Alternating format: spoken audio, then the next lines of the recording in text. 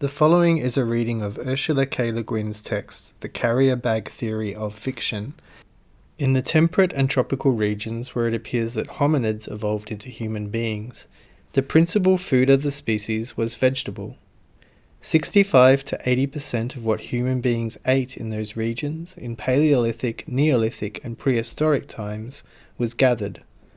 Only in the extreme Arctic was meat the staple food.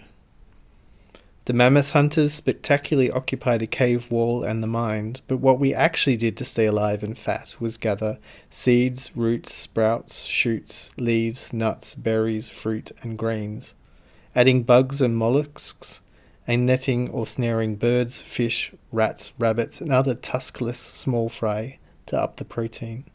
And we didn't even work that hard at it, much less hard than peasants slaving in somebody else's field after agriculture was invented.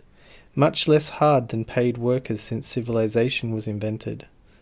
The average prehistoric person could make a nice living in about a 15-hour work week. 15 hours a week for subsistence leaves a lot of time for other things. So much time that maybe the restless ones who didn't have a baby around to enliven their life, or skill in making or cooking or singing, or very interesting thoughts to think, decided to slope off and hunt mammoths. The skillful hunters would then come staggering back with a load of meat, a lot of ivory, and a story. It wasn't the meat that made the difference, it was the story. It's hard to tell a really gripping tale of how I wrestled a wild oat seed from its husk, and then another, and then another, and then another, and then another. And then I scratched my gnat bites and all said something funny, and we went to the creek and I got a drink and watched newts for a while. And then I found another patch of oats. No, it does not compare, it cannot compare with how I thrust my spear deep into the titanic hairy flank while Oob, impaled on one huge sweeping tusk, writhed screaming and blood spouted everywhere in crimson torrents, and Boob was crushed to jelly when the mammoth fell on him, and I shot my unerring arrow straight through eye to brain. That story not only has action, it has a hero. Heroes are powerful. Before you know it, the men and women in the wild oat patch and their kids and the skills of the makers and the thoughts of the thoughtful and the songs of the singers are all part of it. All have been pressed into service in the tale of the hero. But it isn't their story, it's his. When she was planning the book that ended up as 3 Guineas, Virginia Woolf wrote a heading into her notebook. Glossary. She had thought of reinventing English according to a new plan in order to tell a different story. One of the entries in this glossary was heroism, defined as botulism. And here in Woolf's dictionary is a bottle. The hero as a bottle. A stringent re-evaluation. I now propose the bottle as hero. Not just the bottle of gin or wine, but bottle in its older sense of container in general, a thing that holds something else.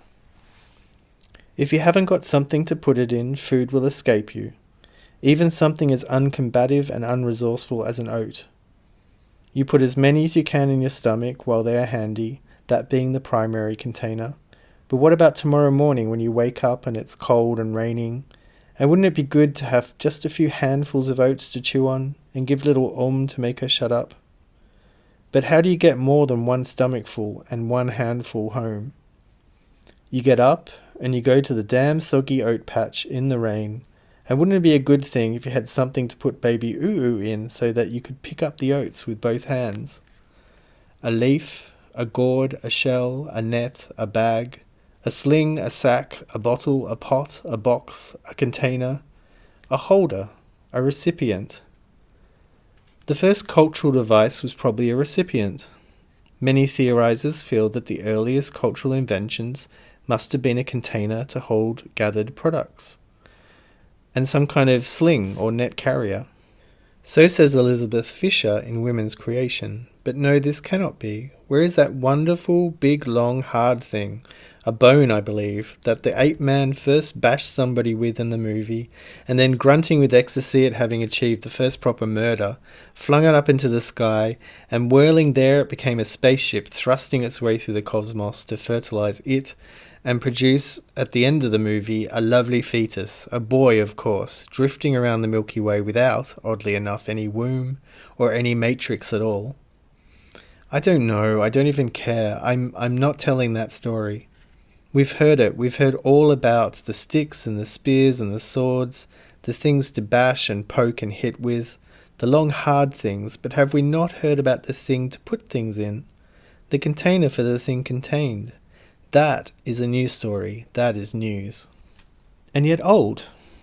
Before, once you think about it, surely long before the weapon. A late, luxurious, superfluous tool. Long before the useful knife and axe, right along with the indispensable whacker, grinder and digger, for what's the use of digging up a lot of potatoes if you have nothing to lug the ones you can't eat home in? With or before the tool that forces energy outward, we made the tool that brings energy home. It makes sense to me. I'm an adherent of what Fisher calls the carrier bag theory of human evolution. This theory not only explains large areas of theoretical obscurity and avoids large areas of theoretical nonsense, inhabited largely by tigers, foxes, and other highly territorial mammals, it also grounds me personally in human culture in a way I've never felt grounded before. So long as culture was explained as originating from and elaborating upon the use of long, hard objects for sticking, bashing, and killing, I never thought that I had or wanted any particular share in it. What Freud mistook for a lack of civilization is women's lack of loyalty to civilization, Lillian Smith observed. The society, the civilization they were talking about, these theoreticians, was evidently theirs. They owned it, they liked it, they were human, fully human, bashing, sticking, thrusting, killing. Wanting to be human too, I sought for evidence that I was.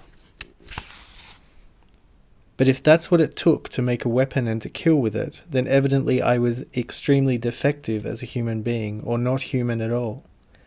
That's right, they said, what you are is a woman, possibly not human at all, certainly defective. Now be quiet while we go on telling the story of the ascent of man the hero.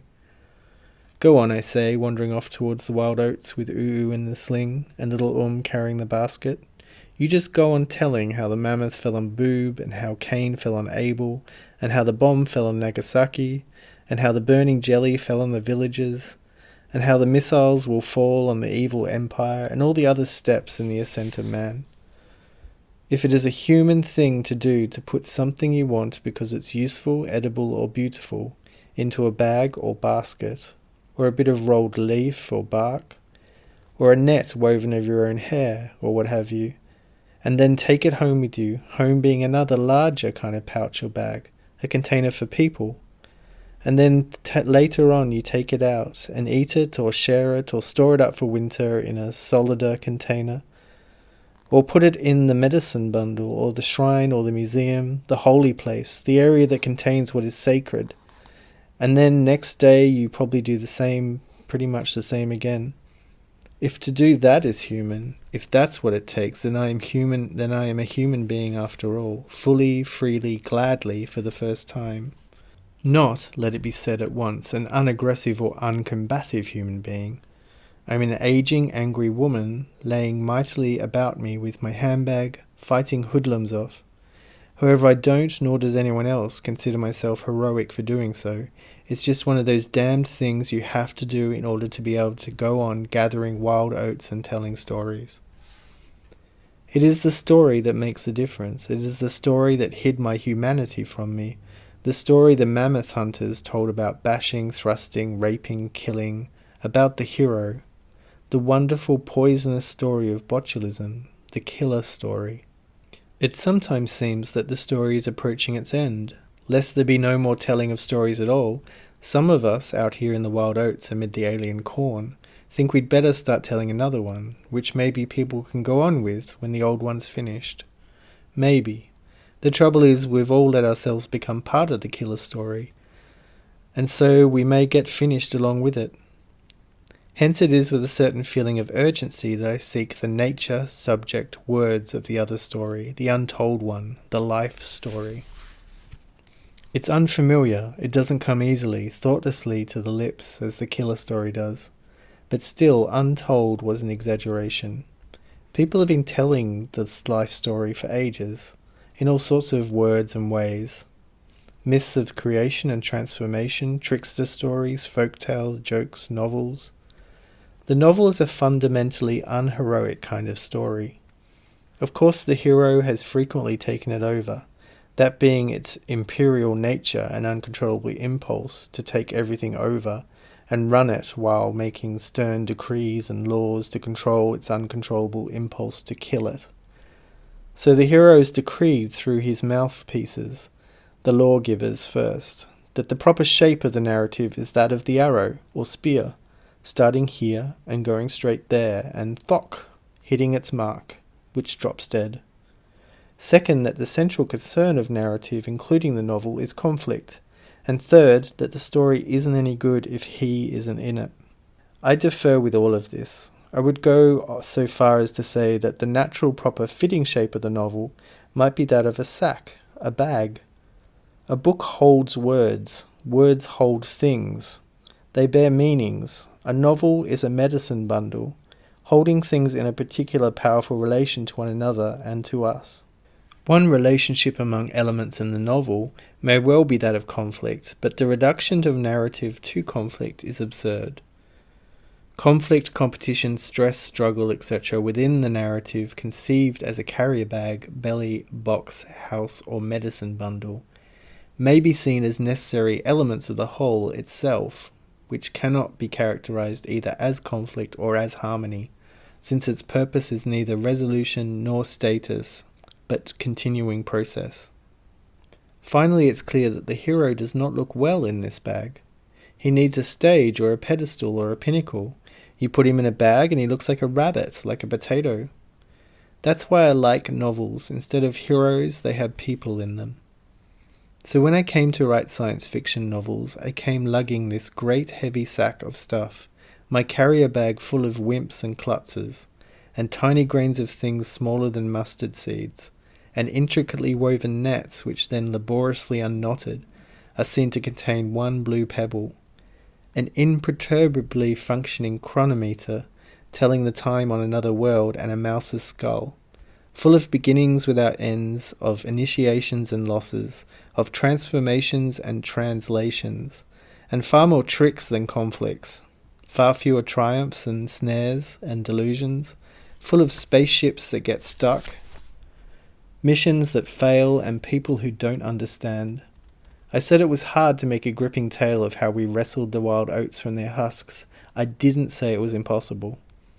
Whoever said writing a novel was easy? If science fiction is the mythology of modern technology, then its myth is tragic. Technology or modern science, using the words as they are usually used, in an unexamined shorthand standing for the hard sciences and high technology founded upon continuous economic growth, is a heroic undertaking, Herculean, Promethean, conceived as a triumph, hence ultimately as tragedy. The fiction embodying this myth will be and has been triumphant. Man conquers Earth, space, aliens, death, the future, etc. And tragic, apocalypse, holocaust then and now. If, however, one avoids the linear, progressive, times-killing arrow mode of the techno-heroic, and redefines technology and science as primarily cultural carrier bag rather than weapon of domination, one pleasant side effect is that science fiction can be seen as less rigid, less of a narrow field, not particularly Promethean or apocalyptic at all, in fact, less a mythological genre than a realistic one. It is a strange realism, but it is a strange reality. Science fiction properly conceived, like all serious fiction, however funny, is a way of trying to describe what is in fact going on, what people actually do and feel, how people relate to everything else in this vast sack, this belly of the universe, this womb of things to be and tomb of things that were, this unending story. In it, as in all fiction, there is room enough to keep even man where he belongs, in his place in the scheme of things. There is time enough to gather plenty of wild oats, and to sow them too, and to sing to little and to listen to Ol's joke, and to watch newts, and still the story isn't over. Still there are seeds to be gathered, and room in the bag of stars.